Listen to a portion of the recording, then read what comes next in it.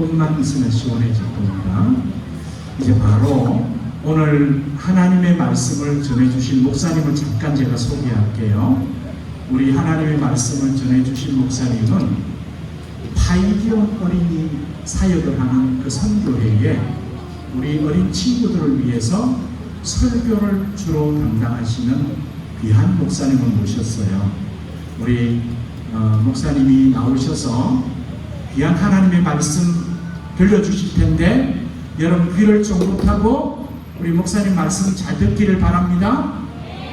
네, 우리 말씀을 들으신 목사님은 김친수, 친근한 수 목사님입니다. 김친수 목사님이신데 우리 여러분 정말 기쁨으로 환영하는 마음으로 목사님 와주셔서 감사합니다 하는 마음으로 박수 한번 드리겠습니다. 네, 감사합니다. 우리 목사님 말씀 전해주시겠습니다. 네, 여러분 안녕하세요. 7개 교회가 모였어요. 네, 여러분 오늘 찬양 인도하셨던 선생님 말씀처럼 우리 교회 친구들하고만 친해지지 않고 다른 교회 친구들하고도 친해지는 그런 시간 되었으면 좋겠습니다. 우리 하나님 말씀을 같이 한번 읽고 그 다음에 말씀 나누려고 하는데 화면에 나왔어요. 요한복음 6장 10절 11절 2절만 읽으려고 하는데요. 우리 유치부 친구들이 있어서 글을 못 읽을 수도 있는데 그 친구들은 그냥 형, 누나, 언니가 읽는 걸 한번 잘 들으면 될 것 같아요. 우리 같이 요한복음 6장 10절 11절 같이 읽을 수 있죠? 네, 같이 한번 읽어볼까요? 시작! 예수께서 이르시되 이 사람을 깨어나 하시니 그곳에 장기가 많은지라 사람들이 앉으니 수가 5,000명쯤 되더라. 예수께서 떡을 가져 축사하신 후에 앉아있는 자들에게 나눠주시고 물고기도 그렇게 그들의 원대로 주시니라. 아멘. 자, 요한복음 6장 10절 11절 말씀을 읽었는데, 자 여러분 요거 한번 보세요. 얼마 전에 우리 월드컵이 아니죠, 그 올림픽이 끝났어요. 프랑스 파리에서 올림픽이 있었는데요. 1968년에도 올림픽이 있었어요. 이 올림픽은 어디에서 있었냐면 멕시코라고 하는 나라에서 이 올림픽이 열렸어요. 나는 올림픽이라는 말을 들어본 적이 있어요 하는 친구 고개 끄덕끄덕 한번 해보세요. 그죠? 올림픽 들어봤죠? 자, 올림픽이 1968년에도 멕시코에서 있었는데요. 이 올림픽에 많은 나라가 참석했는데 여기 성경학교에는 지금 7개의 교회가 왔는데 요 멕시코 월드컵에서는 몇 개의 나라가 참석했냐면 112개의 나라가 참석을 했고 우리나라도 그때 여기에 참가를 했어요. 여러분 올림픽 가면 우리나라에서 이번에 금메달을 굉장히 많이 땄는데 금메달, 은메달, 금메달 소리를 조금 줄여주면 좋을 것 같아요. 너무 제 뒤에서 물려가지고요. 네. 금메달, 은메달, 동메달 이렇게 메달이 있는데 우리나라에서 이 멕시코 올림픽에서 메달을 따긴 땄는데 그때는 금메달은 못 땄어요. 은메달 하나, 동메달 하나 이렇게밖에 못 땄는데요. 이 올림픽에 보면 여러분 여러 가지 많은 운동 경기가 있어요. 축구도 있고 야구는 이번에 하지 않았지만 여러 가지 운동 경기가 있는데 그 중에 여러분 이거 이거 알아야 되는데 혹시 높이뛰기라는 거 알아요? 우리나라의 높이뛰기 선수 중에 우상혁이라고 하는 아주 훌륭한 선수가 있는데 그 선수가 출전하는 경기인데 여러분 이 높이뛰기는 어떻게 하는 거냐면 가로 막대기 같은 걸 딱 세워놓고요. 가로대로 세워놓고 여기 있는 사람이 뛰어넘는 거예요. 그죠? 맞아요? 이게 뛰어넘는 거예요. 그게 그 높이뛰기라는 건데 자 예전에 여러분 1968년까지는 올림픽에 참석하는 선수들이 어떻게 높이뛰기를 했냐면요. 좀 어려운 말인데 스트레들이라고 하는 방식으로 이건 뭐냐면 이 단어는 영어 단어다. 무슨 뜻이냐면 두 팔을 벌린다 또는 두 다리를 벌린다 이런 뜻이에요. 그래서 사진을 보면 여러분이 알 수 있어요. 이렇게 뛰는 방식이에요. 근데 여러분 아마 올림픽을 본 친구들은 최근에 올림픽을 본 친구들은 이렇게 뛰는 선수들을 본 적이 없어요. 1968년까지는 모든 선수가 어떻게 높이뛰기를 했냐면 이렇게 했어요. 한 명도 빠지지 않고 모든 선수가 다 손을 딱 벌리고 양 다리를 벌린 채로 이렇게 높이뛰기를 했어요. 이때까지는 다 이렇게 뛰었어요. 왜냐하면 이것이 가장 높이 뛰기를 하는데 가장 좋은 방법이라고 사람들이 생각하기 때문이에요. 이렇게 다 뛰었는데요. 그런데 이 중에 한 사람만 이렇게 안 뛰었어요. 이 경기에서, 이 멕시코 올림픽에서. 그래서 여러분, 올림픽의 높이뛰기의 역사는 1968년 이전과 이후로 나뉘어져요. 왜냐면 한 명이 이렇게 안 뛰었어요. 어떻게 뛰냐면 그 사람의 이름이 뭐냐면 먼저 딕 포스벨이라고 하는 미국 선수인데 21살이었던 이 선수가 올림픽에 참가를 해서 높이뛰기에 참가를 했어요. 근데 이 선수는 다른 사람들은 다 스트레들 방식으로 손을 쫙 이 사진처럼 저렇게 점프를 해서 높이를 뛰었는데, 그런데 이 선수만 이렇게 뛰지 않았어요. 이 선수는 어떻게 뛰었냐면 좀 다른 방식으로 뛰었는데, 이 선수가 다르게 뛴 이유가 있어요. 이 딕 포스베리가 어떤 생각을 했냐면, 이 선수의 키가 193cm예요. 여러분, 굉장히 큰 거예요, 이거. 여러분, 교회에서 오신 선생님들 중에 우리 선생님이 좀 키가 제일 큰 것 같다는 선생님 누구 있어요? 이름 한번 얘기해 주세요. 여러분이 생각할 때 이 선생님이 우리 교회에서 제일 키가 커야 하는 선생님 누구예요? 아, 없구나. 없어요. 선생님들은 키가 별로 안 크네요. 그죠? 맞아요. 그럴 수 있어요. 저도 키가 크진 않으니까요. 자, 이 소리가 들리면 하던 거 멈추고 저를 보면 돼요. 알겠죠?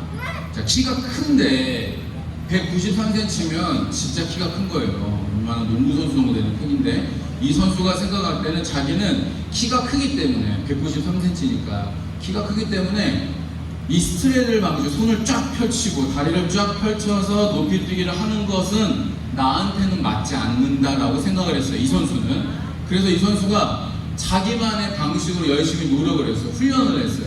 이 선수가 그래서 올림픽에 출전을 했는데, 이 선수는 딕 포스벨이라고 하는 선수는, 여러분, 우리나라에서 올림픽에 딱 출전을 하면 사람들이 예상을 해요. 이 선수는 금메달을 딸 것 같아요.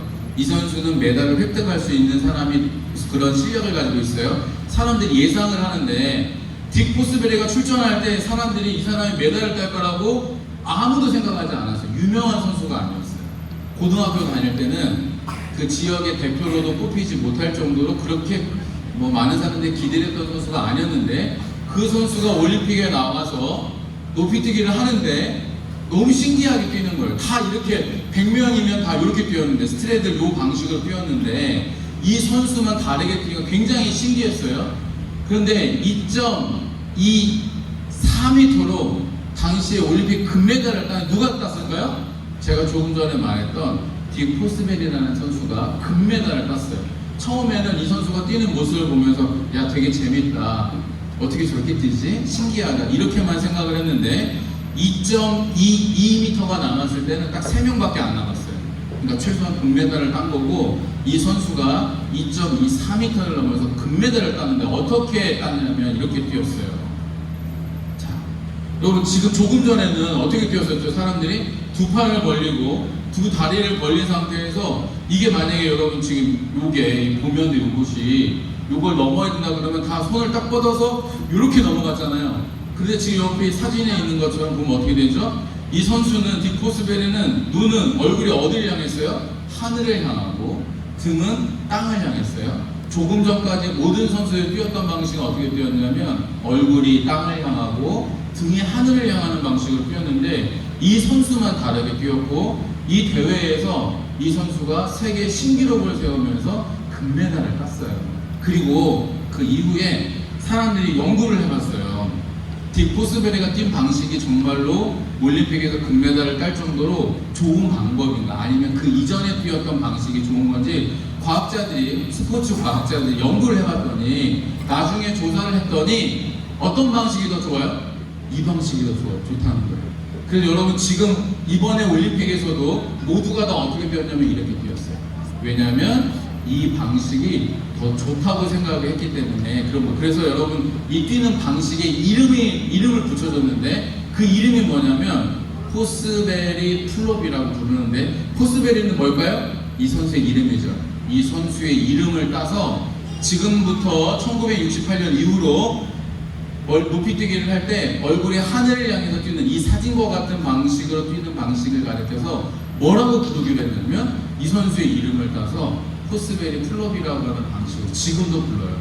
지금 운동 경기에 높이뛰기에 출전하는 모든 선수는 다 이렇게 뛰어요. 왜요? 이것이 더 좋은 방식이라는 것이 알려졌기 때문이죠. 그러면 저는 이런 생각을 해요. 어떤 생각을 하냐면 그 이전에 있었던 선수들은 그러면 왜 스레들 방식으로 이렇게 방식을 생각하지 않고 모두가 다 얼굴이 땅을 향하는 방식으로 점프를 했을까? 높이뛰기를 해서 여러분 왜 그랬을까요? 저는 그것이 어떤 것 때문이라고 생각하냐면 이것 때문이라고 생각해요. 편견은 어려운 말인데 이 말은 잘못된 이해라고도 목사님 가로의 안에다 넣어놨는데 사람들이 편견을 가지고 있었다고 생각해요. 잘못된 생각을 가지고 있었어요. 어떤 잘못된 생각이냐면 높이뛰기는 두 팔을 벌리고 두 다리를 벌려서 앞으로 이렇게 뛰어넘어야 돼. 얼굴이 땅을 향해서 넘어가야 돼 라고 사람들이 생각을 했던 거예요. 그런데 나중에 알고 보니까 이것만이 있는 게 아니었잖아요. 그런데 모든 사람들은 이렇게 생각했어요. 아, 높이뛰기는 그렇게 하는구나. 여러분, 편견이라고 하는 말은 내가 가지고 있는 생각, 내가 가지고 있는 경험, 이것만 옳다. 이렇게 생각하는 것을 어려운 말이지만 그것을 편견이라고 해요. 사람들이 다 편견을 가지고 있어요. 그런데 그 편견 중에 아주 심각한 편견이 하나 있어요. 이 편견은 절대로 있어서는 안 되는데 오늘날 많은 사람들이 편견을 가지고 있는 게 있는데 그게 뭐냐면 예수님에 대한 편견이에요.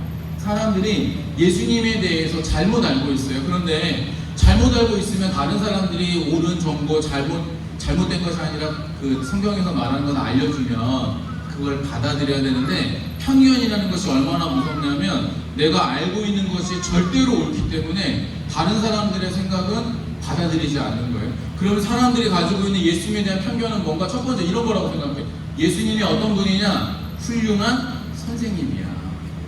그래서 여러분 세계 세 명 중에 한 명, 훌륭한 성인 중, 훌륭한 사람 중에 3명 중에 한 명이다. 이런 이야기를 하는 사람도 있고 또 다른 사람들은 예수님에 대해서 어떻게 이야기하냐면 예수님은 어려운 사람들을 도와준 훌륭한 선생님이에요. 여러분 가만히 생각해. 요 앞에 보세요. 두 가지가 있는데 예수님에 대해서 가지고 있는 생각 저게 틀린 거예요? 틀리지는 않아요. 예수님은 정말 훌륭한 선생님이셨고 잘 가르쳐 주셨던 선생님이셨고 또 한 가지 예수님은 어려운 사람들, 소외된 사람들 이런 사람들을 도와주고 가르쳐 주셨던 아주 좋은 분임에는 틀림없어요. 그런데 이것이 문제인 이유는 뭐냐면 왜 문제예요? 허리를 펴고 저를 딱 보세요. 고개 딱 숙이고 그러면 졸려요. 딱 저를 보세요. 이것이 왜 편견이냐면 이것만 옳고 이것만 맞고 예수님에 대한 다른 것들은 잘못되었다고 생각하기 때문에 이것은 굉장히 심각한 편견이에요. 그래서 오늘 이 아침에 여러분들하고 생각하고 싶은 질문이 있어요. 이 질문에 대한 답을 찾고 싶어요. 어떤 질문이냐면 예수님은 누구일까? 여러분 지금 수련의 주제도 성경학교 주제도 예수님은 누구일까잖아요. 예수님은 누구이고 그러면 예수님이 누구인지 아는 것만으로는 충분하지 않아요. 예수님을 누구인지를 알고 그 다음에 그러면 예수님을 알게 된 우리가 해야 될 것이 있는데 그것은 무엇일까? 이 질문에 대한 답을 오늘 우리가 읽었던 요한복음 6장 10절, 11절 이 말씀을 통해서 이 질문에 대한 답을 찾으려고 해요. 자 여러분 오늘 우리가 읽었던 요한복음 6장 말씀 요한복음 6장 10절, 11절 두 절만 읽었지만 이 말씀을 잘 이해하려면 우리 친구들 중에 오늘 성경 내용을 더 잘 알고 싶어요 하는 친구들이 요한복음 6장 1절부터 59절까지를 전체 읽으면 되는데 그 중에 읽지 않은 부분에 대해서 제가 잠깐 여러분에게 성경 이야기를 들려주려고 해요. 자 여러분 오늘 우리가 읽었던 요한복음 6장에 보면 사람들이 모여 있어요. 어디에 모였다고 저기 위에 써 있어요? 베세다라고 하는 광야에 모여 있어요. 광야에 모였는데 여기에 오늘 우리가 읽었던 말씀을 보면 남자만 몇 명이 모였다고 성경에 나와 있냐면 5,000명이 모였다고 나왔어요.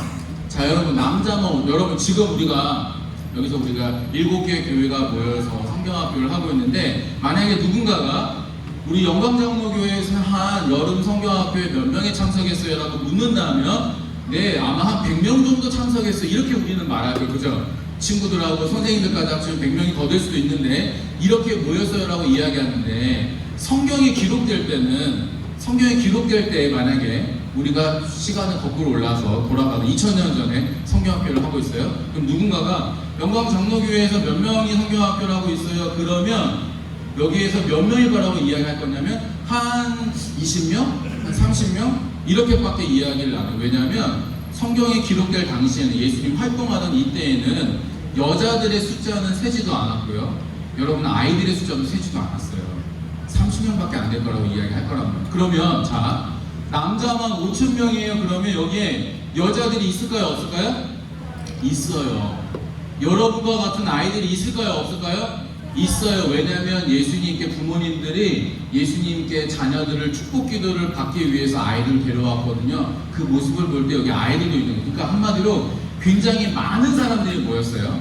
자, 예수님이 굉장히 많은 사람들을 모아놓고 예수님께서 말씀을 가르치셨는데 예수님이 말씀을 가르치다 보니까 시간이 굉장히 지났어요. 여러분 배고파요?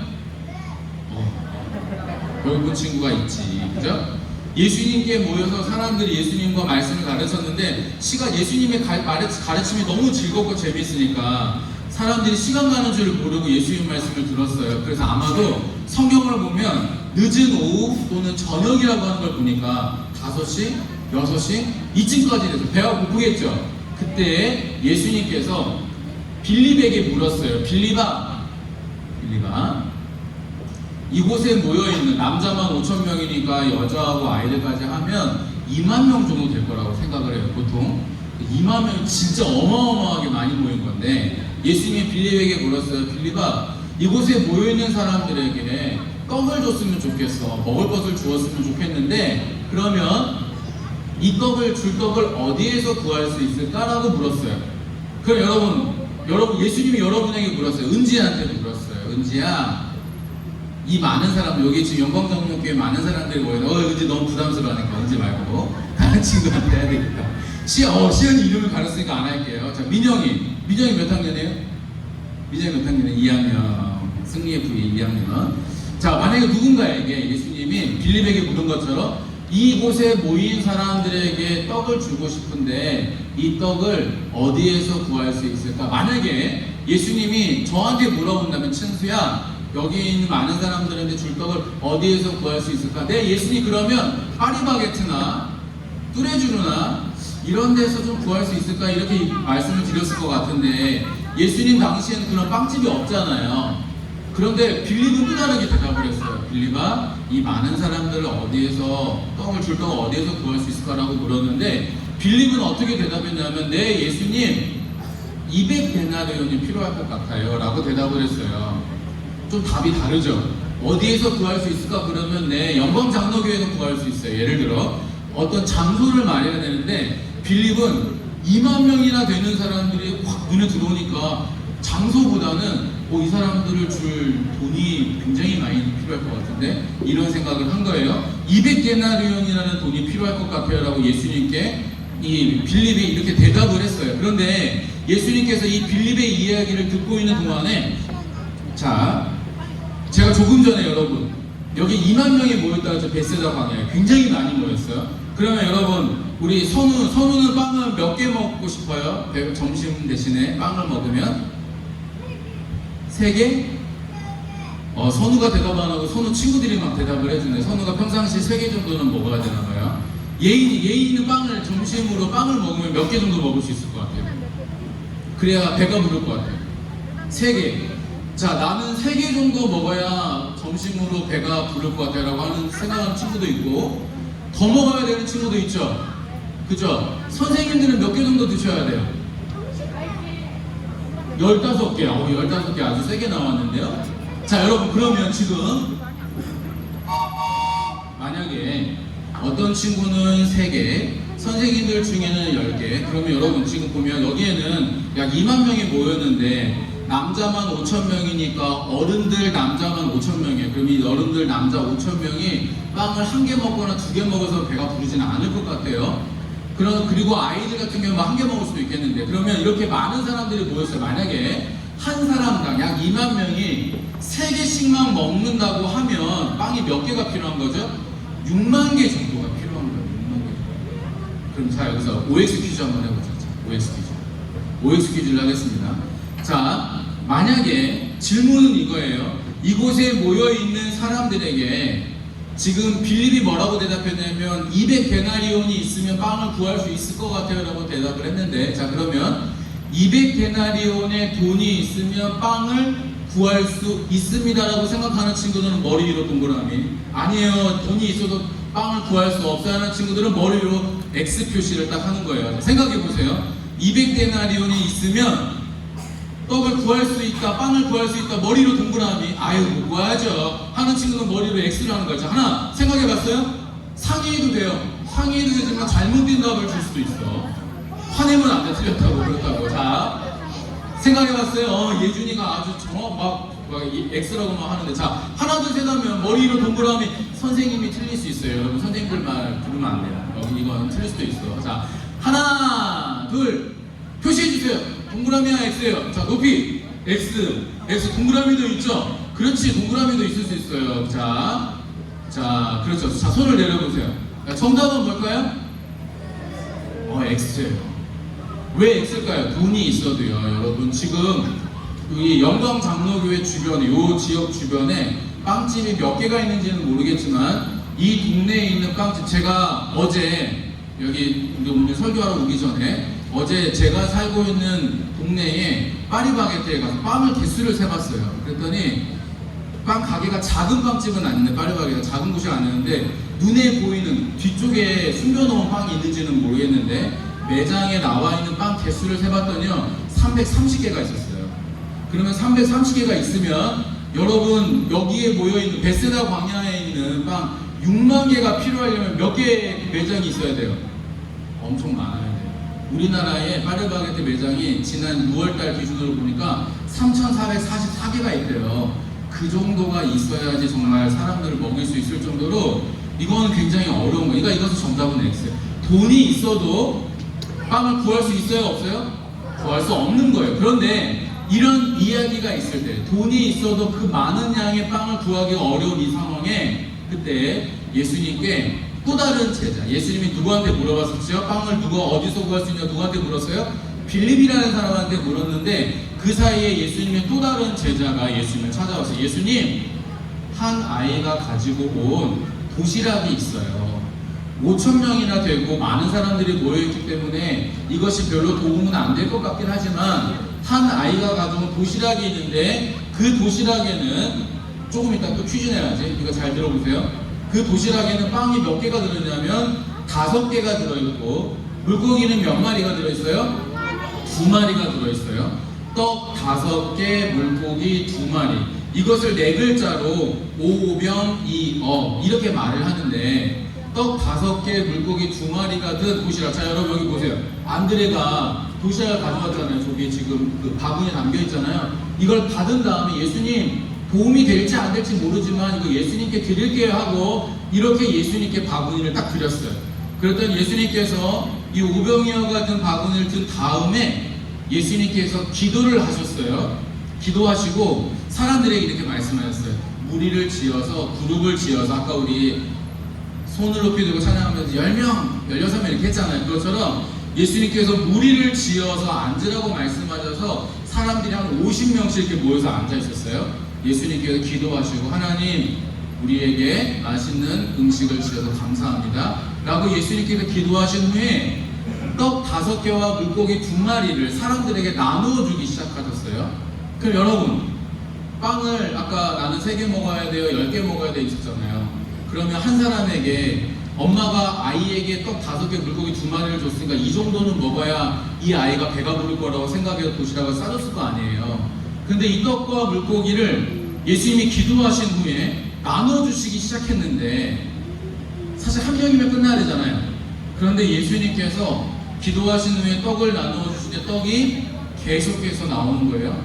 물고기가 계속해서 나오는 거예요. 그래서 그곳에 모여 있었던 약 2만 명이나 되는 사람들이 떡을 먹었는데 어떻게 됐어요? 여러분 이 그림 한번 보세요. 앞에 그림. 사람들의 표정을 보세요. 배가 부른 것 같아 보여요? 부르죠. 그리고 여러분 이 예수님 앞에 저기에 지금 뭐가 있냐면 그 바구니에 떡과 물고기가 담겨 있어요. 예수님께서, 여러분 이게 진짜 중요한데요.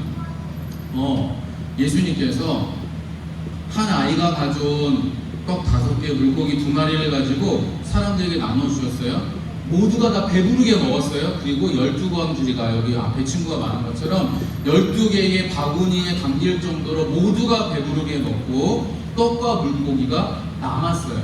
자, 여러분, 이거 어떻게 된 걸까요? 한 아이가 먹을 정도의 떡 5개, 물고기 2마리였는데 이곳에 모여있는 사람들 2만 명이나 되는 사람들이 먹고도 남았으니까 이것은 기적이라고 해요. 기적이 무슨 뜻이에요? 도저히 사람은 일으킬 수 없는 일이 일어나는 것, 그것을 기적이라고 말하는데, 예수님께서 한 아이가 가져온 떡 5개, 물고기 2마리를 가지고 예수님께서 기적을 일으키신 거예요. 기적을 일으키셔서 이곳에 있었던 많은 사람들이 배부르게 먹었어요. 자, 그런데 여러분, 이런 일이 일어나니까 사람들이 어떻게 했냐면, 되게 신기하네. 저분을 우리의 왕으로 모시면 우리가 배가 고프지 않겠구나라고 사람들이 생각을 했어요. 그래서 예수님을 왕으로 세우려고 했어요. 그런데 예수님은 사실 이 기적을 통해서 사람들이 알기를 원하셨던 게 있어요. 그런데 그곳에 있었던 사람들은 예수님께서 진짜 가르쳐 주고 싶었던 것, 알게 하고 싶었던 것, 이것을 사람들이 알지 못하고 예수님에 대해서 잘못된 생각을 가지고 있었어요. 그러자 예수님께서 요한복음 6장 35절에서 말씀 나눴어요. 자, 여러분, 우리 앞에 화면에 요한복음 6장 35절 말씀이 있는데, 자, 이 말씀이 오늘 말씀이 가장 중요한 말씀이에요. 왜냐하면 사람들은 예수님이 오병이어를 가지고 기적을 일으키니까 예수님이 정말 신기한 분이시구나라고만 생각을 했지만, 예수님은 예준아, 조금 이따 같이 읽을까? 예수님은 이 기적을 통해서 말씀하기를 원하셨던 게 있어요. 이걸 사람들이 알기를 원하셨어요. 사람들이 알지 못하자 예수님께서 직접 말씀하셨어요. 자, 우리 같이 요한복음 6장 35절 말씀 앞에 화면을 보고 같이 한번 읽어볼까요? 시작! 나는 생명의 떡이니 내게 오는 자는 결코 줄이지 아니할 터이요 나를 믿는 자는 영원히 목마르지 아니하리라. 아멘. 자, 이 말씀이 중요한 이유는 기적이 일어났는데 사람들은 그 기적에 빠져가지고 되게 신기하다, 예수님은 신기한 능력을 가지신 분이구나, 요거만 생각해서 편견을 가진 거예요. 잘못된 이해를 했어요. 예수님에 대해서. 예수님이 물론 우리가 필요한 것들을 공급해 주실 수 있는 분이긴 하지만 예수님은 이 기적을 통해서 나는 생명의 떡이야, 이걸 가르쳐주고 싶으셨어요. 그럼 여러분, 예수님이 생명의 떡이라는 것은 무슨 뜻일까요? 그리고 그 떡을 먹어야 되는데 어떻게 우리가 예수님을 빵을 먹는 것처럼 이렇게 먹을 수 있어요? 그러지 않잖아요. 예수님이 생명의 떡이시고 그 떡을 먹는다는 것은 예수님이 생명의 떡으로 우리가 하나님 나라에 갈 수 있는 길을 만들어 주신 분으로 우리가 알고 그 예수님을 믿는다는 뜻이에요. 이것을 여러분, 우리가 이해하지 못하면 안 돼요. 자, 제가 여러분이 마이크 없이 할 거니까 여러분 제 말을 잘 들어줘야 돼요. 시끄러워 떠들면 잘 안 들리죠. 제가 목사님이 이걸 가지고 이야기를 여러분에게 들려주고 싶은데 잘 보세요. 하나님께서 사람을 창조하셨어요. 하나님께서 아름다운 하늘나라에서 사람과 영원토록 살기를 원하셨어요. 그런데 사람이 죄를 지었어요. 여러분, 하나님은 어떤 분이시냐면 하나님은 사랑이 많으신 분이고 하나님이 사람을 너무나 사랑하셔서 다른 피조물들과는 다르게 하나님께서 사람은 흙으로 만드셨고 사람만 하나님의 형상을 닮아서 만드셨단 말이에요. 그런데 그렇게 사랑해서 하나님은 사람과 함께 영원한 하나님 나라에 살기를 원하셨는데 사람이 죄를 지었는데, 죄를 지으면 어떻게 되냐면 하나님은 죄가 없는 분이기 때문에 사람이 죄를 지으면, 자, 여러분 이렇게 보세요. 이게 간격이 생겼어요. 그럼 여기 가깝잖아요. 여기에서 여기로 점프를 할 수 있을 것 같아요. 그런데 아무리 멀리 뛰기를 많이 할 수 있는 사람, 아무리 운동 능력이 뛰어난 사람도 죄로 인해 생긴 이 간격을 뛰어넘을 수는 없어요. 하나님이 너무나 사람을 사랑하셔서 사람과 함께 살기를 원하셨지만 사람이 죄를 지으면서 하나님과 사람 사이의 간격이 있어요. 여기는 건너갈 수가 없어요. 그런데 하나님에게는 두 가지 특징이 있는데, 첫 번째, 하나님은 사랑이세요. 사람이 죄를 지었지만 하나님은 사람을 여전히 너무나 사랑하세요. 그런데 하나님에게는 두 번째 특징이 그건 뭐냐면 공의라고 하는 특징이 있어요. 이건 뭐냐면 하나님은 죄가 있으면 그 죄를 심판하시는 하나님이세요. 자, 그러면 사람을 사랑하시는데 사람에게 죄가 있어요. 그 죄를 심판하셔야 되잖아요. 야, 내가 이 사람을 너무 사랑하지만 또 심판해야 되는 이 문제를 해결하기 위해, 자, 잘 보세요. 그래서 하나님이 누구를 보내셨냐면 예수님을 이 땅에 보내셨어요. 하나님의 하나밖에 없는 독생자이신 예수님을 하나님께서 이 세상에 보내셔서 사람을 너무나 사랑하지만 사람에게 죄가 있기 때문에 이 죄를 심판하셔야 되는 그 하나님이 사람이 가지고 있는 모든 죄를 예수님에게 다 맡기시고 예수님께서 십자가에 달려서 죽으신 것을 통해서 우리의 모든 죄가 십자가에서 깨끗해질 수 있도록 하나님께서 계획을 하셨어요. 사람들은 예수님을 십자가에 못 박아 죽인 후에 그리고 골무덤에 장사 지냈어요. 골무덤에 장사 지낸 것을 통해서 사람들은 모두 본 것이 다 끝났다고 생각했어요. 그런데 예수님은 십자가에 달려 죽으시기 전에 이미 여러 번에 걸쳐서 가르쳐 주신 게 있어요. 그건 뭐냐면 내가 십자가에 달려 죽긴 할 텐데 3일 만에 다시 구원할 거야. 예수님께서 말씀하셨고 예수님은 자신이 말씀하신 그대로 장사 지낸 이제 3일 만에 다시 무덤 문을 여시고 다시 예수님께서 부활하셨어요. 부활하신 예수님은 많은 제자들 앞에 사람들 앞에 나타나셔서 예수님이 부활하신 것이 누군가가 만들어낸 거짓말이 아니라 실제로 일어난 것이라는 것을 예수님께서 가르쳐 주셨어요. 그리고 예수님께서 우리의 모든 죄를 지시고 십자가에 달려 죽으시고 다시 부활하신 것을 통해서 우리에게 길이 생겼어요. 그 길은 뭐냐면 이 처음에 봤던 아름다운 하늘나라예요. 여러분, 아름다운 하늘나라에 사람의 죄를 지어서 간격이 생겼잖아요. 여기는 그 누구도 건너갈 수가 없는데 이 간격에 다리를 놓아주셨어요. 그 다리가 뭐냐면 십자가의 다리예요. 예수님께서 십자가에서 우리를 죽으신 것을 통해서 우리는 그 십자가에 달려 죽으신 그 예수님을 믿음으로 아름다운 하늘나라에 갈 수 있는 길이 생긴 거예요. 그런데 여러분, 이것만 아는 것으로는 충분하지 않아요. 어쩌면 목사님 저는 그 사실 알아요. 다 예전에 들어본 적이 있어요. 이렇게 생각하는 친구가 있을 수 있어요. 아는 것으로는 충분하지 않아요. 그럼 어떻게 해야 되나요? 그 예수님을 믿어야 돼요. 여기 여러분 예수님의 손에는 못자국이 있잖아요. 예수님이 나의 죄를 위해서 죽으신 것을 제가 믿어요. 그것이 예수님의 손을 붙잡는다는 뜻이에요. 머릿속으로 아는 것으로만 충분하지 않아요. 그 예수님이 나의 죄를 위해서 죽으셨다는 사실을 믿어야 해요. 이 말씀, 지금 제가 조금 전에 이야기했던 것이 요한복음 6장 35절에 나오는 나는 생명의 떡이니 나를 믿는 자는 영원히 죽지 아니할 거라는 뜻이에요. 생명의 떡이신 예수님을 믿는다는 것은 나를 위해 십자가에 달려 죽으신 그 예수님의 손을 붙잡는다는 뜻이고, 예수님의 손을 붙잡는다는 것은 내가 머릿속으로만 예수님을 알아요, 믿어요가 아니고 내 가슴으로 예수님 제 마음속에 들어오셔서 제 구주와 주님이 되어주세요. 이렇게 고백하는 것과 똑같은 거예요. 자, 여러분, 오늘 제가 여러분에게 말씀을 전했는데 오늘 요한복음 6장 35절에서는 우리 다시 한번 읽어볼까요? 요한복음 6장 35절 준비 시작! 나는 생명의 떡이니 내게 오는 자는 결코 줄이지 아니할 터이요 나를 믿는 자는 영원히 목마르지 아니하리라. 아멘. 여러분, 오늘 요한복음 6장에 있는 말씀을 통해서 제가 오늘 이 질문에 대한 답을 찾자고 했었죠. 예수님은 누구일까? 그리고 우리가 해야 할 일은 무엇일까? 이 질문에 대한 답을 찾자고 했었는데 요한복음 6장을 통해서 하나님은 이 질문에 대해서 이렇게 답을 우리에게 가르쳐 주세요.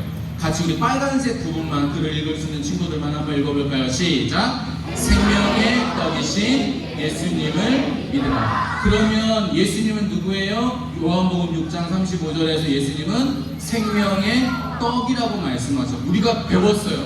예수님이 누구라고 배우냐? 아, 예수님은 생명의 떡이시구나. 그럼 우리가 해야 할 일은 뭐예요? 생명의 떡이신 그 예수님을 믿는 거예요. 내 마음속에 예수님을 믿는 거예요. 자, 여러분 잠깐 눈을 한번 감아볼까요? 허리 펴고 똑바로 잘 앉으세요. 유치부 친구들 잘 앉을 수 있죠? 잘 앉을 수 있죠? 자, 잘 앉아서 눈을 감아보세요. 자, 눈만 조용히 감아보세요. 가슴에 손을 한번 얹어보세요. 자, 가슴에 손을 얹고 여러분 한번 생각해보세요. 뭘 생각해보냐면 여러분 마음속에, 아니 나의 마음속에 예수님이 계시는지 지금 한번 생각해보세요. 생명의 떡이신 예수님이 내 마음속에 계시는지 지금 한번 생각해보세요. 한번 물어보세요. 예수님, 제 마음속에 계세요? 이렇게 한번 물어보세요. 어떤 친구는 예수님이 내 마음속에 계십니다라고 확실하게 대답할 수 있는 친구도 있을 수 있지만, 어쩌면 어떤 친구들은 예수님이 아직 제 마음속에 계신지 모르겠어요 라고 생각하는 친구도 있을 수 있어요. 자, 우리 이 시간에 제가 하는 기도를 여러분 같이 한번 따라서, 목사님 조금씩 잘라서 기도를 할 테니까 여러분 따라서 하세요. 자, 예수님이 저의 죄를 위해서 십자가에서 죽으신 것을 믿습니다. 부활하신 것도 믿습니다. 제가 생명의 떡이신 예수님과 함께 살아갈 수 있도록 도와주세요. 예수님의 이름으로 기도합니다. 아멘. 눈을 한번 떠보세요. 여러분, 하나님은 오늘 말씀을 통해서 우리가 예수님과 함께 살아가기를 원하세요. 예수님이 어떤 분이시라고요? 생명의 떡. 세상 사람들은 오해하고 있어요. 예수님에 대해서. 예수님은 그냥 훌륭한 선생님, 부처님이나 이런 사람들하고 거의 비슷한 훌륭한 사람, 이렇게만 생각하지만 그것은 편견이고, 오늘 요한복음 6장에서는 예수님이 생명의 떡이시고 우리가 그 생명의 떡이신 예수님을 믿을 때 하나님 나라에 갈 수 있다고 말씀하세요. 바라기는 이곳에 모인 우리 7개 교회에서 모인 우리 모든 친구들과 모든 선생님들이 이 사실을 기억하고 생명의 떡이신 예수님을 믿고 살아가는 놀라운 은혜가 있게 되기를 주님의 이름으로 축복합니다. 잠깐 기도하겠습니다. 제가 기도할게요. 하나님 아버지, 감사합니다. 오늘 말씀을 통해서 예수님이 생명의 떡이시라는 것을 다시 한번 가르쳐 주셔서 감사합니다. 생명의 떡이신 예수님을 사람들은 왕으로 삼으려고 했지만, 예수님은 왕이 되시기 위해서 이 땅에 오신 것이 아니라 생명의 떡으로 이 땅에 오셨다는 것을 사람들에게 가르쳐 주셨어요. 하나님 아버지, 이 시간 이곳에 있는 우리 모든 친구들이 생명의 떡이신 예수님을 알고 생명의 떡이신 예수님을 믿을 수 있도록, 그래서 영원한 하나님 나라에 갈 수 있도록 하나님께서 도와주세요. 예수님의 이름으로 기도합니다. 아멘.